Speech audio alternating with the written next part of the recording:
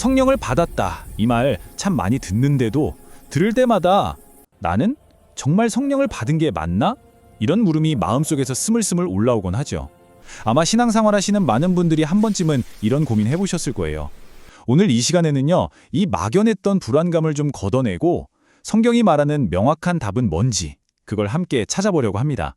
말씀을 통해서 굳건한 확신을 얻는 그런 시간이 되기를 바랍니다. 자, 그럼 우리를 가장 괴롭히는 가장 흔한 질문부터 시작해 볼게요. 혹시 이런 경험 없으세요? 수련회나 부흥회에 갔는데 누가 막 뜨거운 눈물을 흘리면서 간증을 해요. 심장이 터질 것 같았다고, 온몸에 전율이 흘렀다고요. 그 모습을 보면서 속으로 나는 왜 저런 경험이 한 번도 없지? 이런 생각 드는 거예요. 마치 이런 강렬한 체험이 성령 받았다는 인증 마크처럼 느껴지니까 조용한 신앙을 가진 사람들은 괜히 위축되기도 합니다. 근데요, 정말 그럴까요? 성경이 과연 우리의 구원을 그렇게 변덕스러운 감정의 롤러코스터 위에 올려놨을까요? 그리고 또 하나의 큰 벽이 있죠.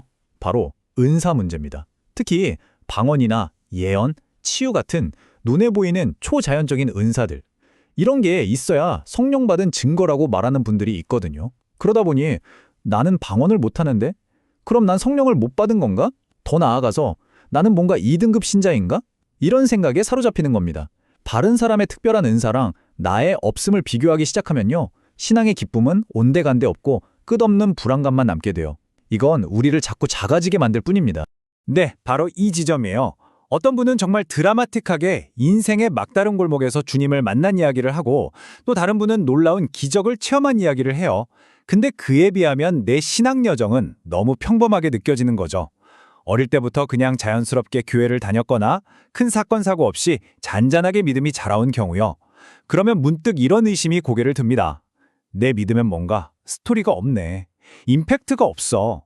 혹시 내가 진짜 중요한 핵심을 놓치고 있는 건 아닐까? 오늘 이 모든 불안한 질문들을 성경 말씀으로 하나씩 확실하게 정리해 보겠습니다.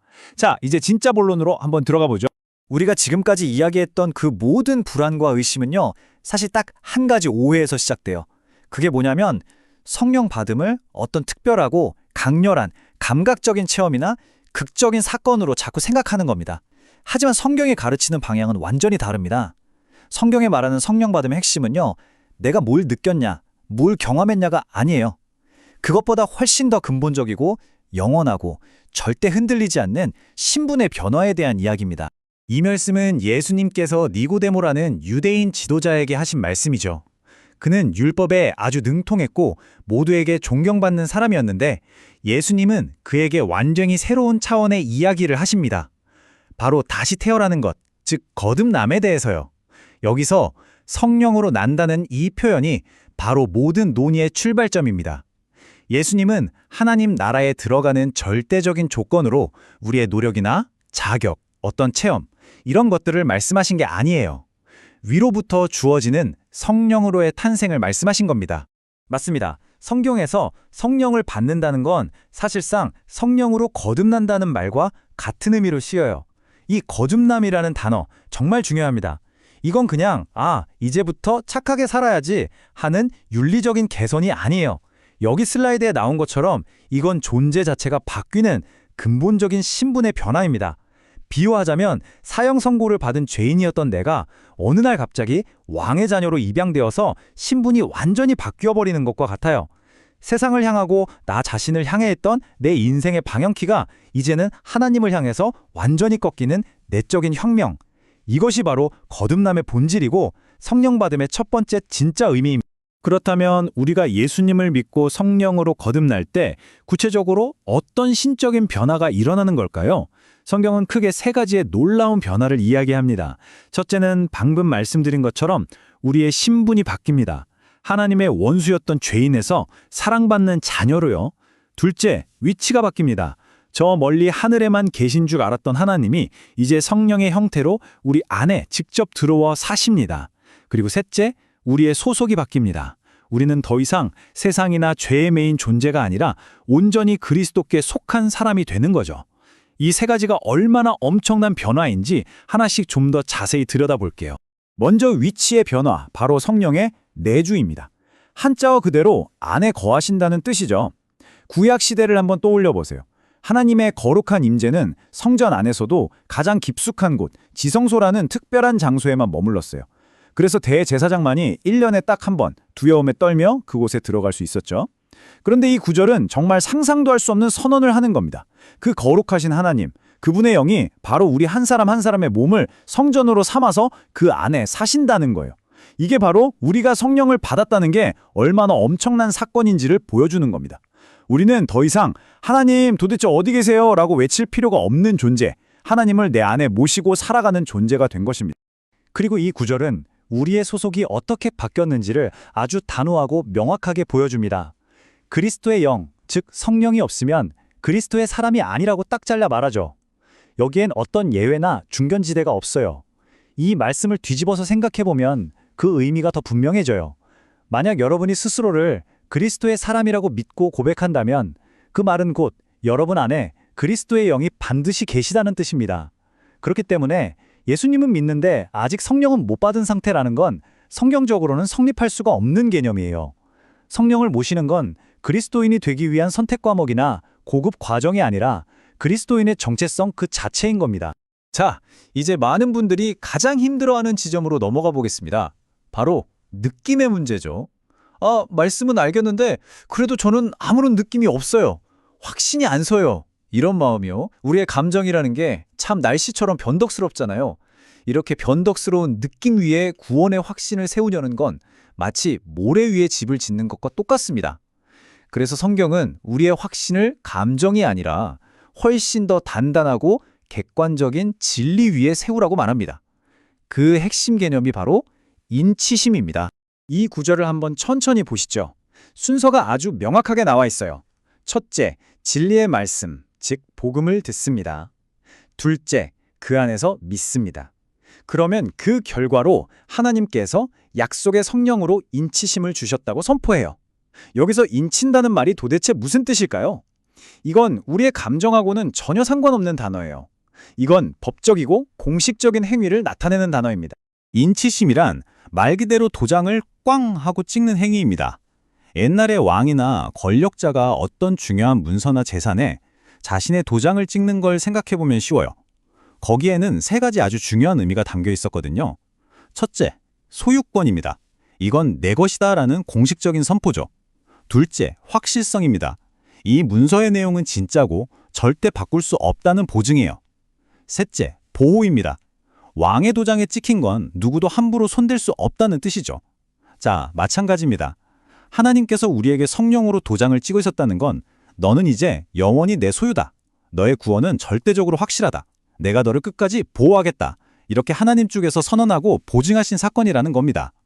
이건 내가 얼마나 뜨겁게 느끼느냐와는 전혀 상관없는 하나님의 주권적인 행동이에요. 우리의 구원은 흔들리는 감정이 아니라 이 하나님의 영원한 도장에 근거하는 겁니다. 여기서 또 한 가지 중요한 걸 구분해야 오해가 완전히 풀립니다. 바로 성령 받음과 성령 충만의 차이예요. 부흥회 같은 데서 성령 받아라 하고 외치는 건 사실 엄밀히 말하면 성령으로 충만해지라는 의미일 때가 많거든요. 이 둘은 명확히 다릅니다. 이 슬라이드가 그걸 잘 보여주죠. 성령 받음은 우리가 예수님을 믿기로 결정할 때 단 한 번 일어나는 신분의 변화, 정체성의 변화입니다. 집에 처음으로 전기가 들어오는 것과 같아요. 한 번이면 끝나는 일이죠. 반면에 성령 충만은 이미 내 안에 계신 성령님께 내 삶의 주도권을 계속해서 내어드리는 매일 반복되어야 하는 순종의 과정입니다. 이미 설치된 전기를 매일 스위치를 켜서 불을 켜는 것과 같죠. 그러니까 모든 신자는 이미 성령을 받았고 이제는 날마다 성령으로 충만해지는 삶을 살도록 부름받은 겁니다. 성령이 없는 신자는 존재하지 않습니다.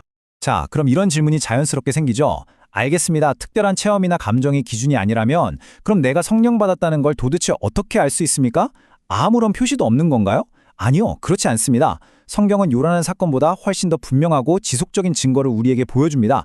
그건 바로 우리 인격 안에서 일어나는 눈에 잘 띄지는 않지만 분명한 조용한 성품의 성장입니다. 이 유명한 성령의 열매 목록이 바로 그 증거입니다. 여기서 가장 중요한 단어는 열매라는 단어예요. 여러분, 열매가 나무의 하룻밤 사이에 갑자기 짠 하고 나타나지 않잖아요. 씨앗이 심기고 뿌리를 내리고 줄기가 자라고 오랜 시간 햇빛과 물을 받으면서 서서히 맺히는 거죠. 마찬가지입니다. 이 9가지 성품은 내가 이를 악물고 의지를 불태워서 억지로 만들어내는 인격 수양의 결과물이 아니에요.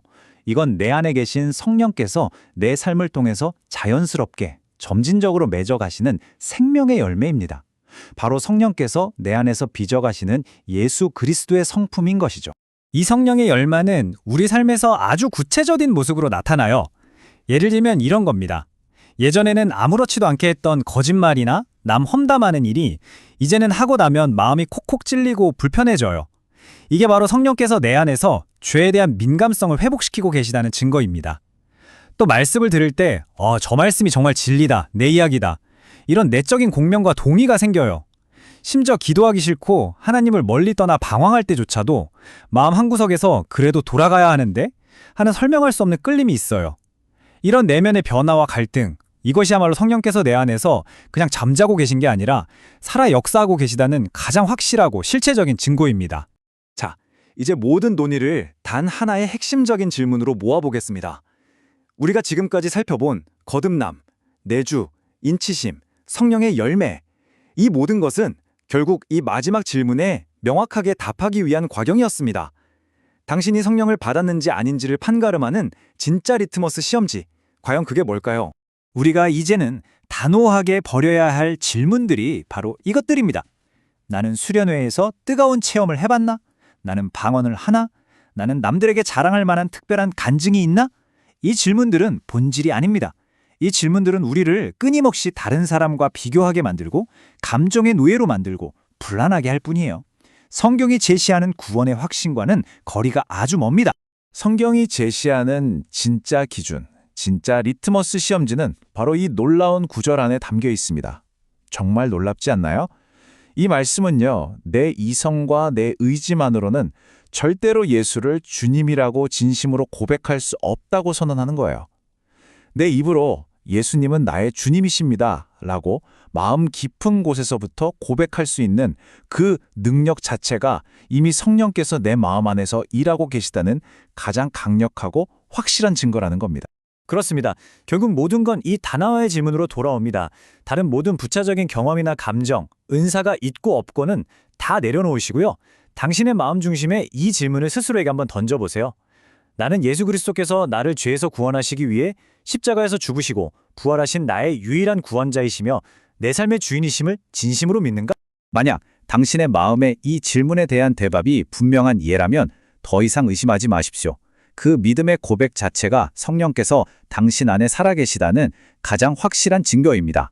당신은 이미 성령으로 거듭난 하나님의 사람입니다. 성령께서 지금 당신의 몸을 성전 삼아 그 안에 살고 계십니다. 그리고 하나님은 당신의 영혼 위에 너는 내 것이라는 영원한 성령의 도장을 찍으셨습니다. 더 이상 감정의 기복이나 다른 사람과의 비교 때문에 흔들릴 필요가 없습니다. 당신의 그 믿음의 고백 위에 굳게 서십시오. 그것이 바로 성령을 받은 사람의 진짜 확신입니다.